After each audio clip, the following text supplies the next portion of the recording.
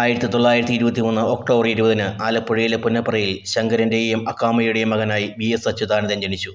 4 വയസ്സുള്ളപ്പോൾ അമ്മയെ നഷ്ടപ്പെട്ടു. 11-ാം വയസ്സിൽ അച്ഛനെയും നഷ്ടപ്പെട്ടു. അതുകൊണ്ട് 7-ാം ക്ലാസ്സിൽ പഠനം ഉപേക്ഷിക്കേണ്ടി വന്നു.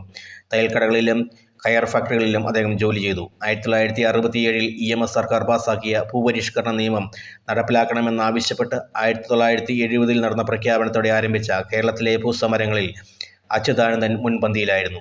കേരള നിയമസഭയിലെ പ്രതിപക്ഷ നേതാവെന്ന നിലയ്ക്കുള്ള അദ്ദേഹത്തിൻ്റെ പ്രവർത്തനങ്ങൾ നല്ല പൊതുജന പ്രതികരണം ലഭിച്ചു.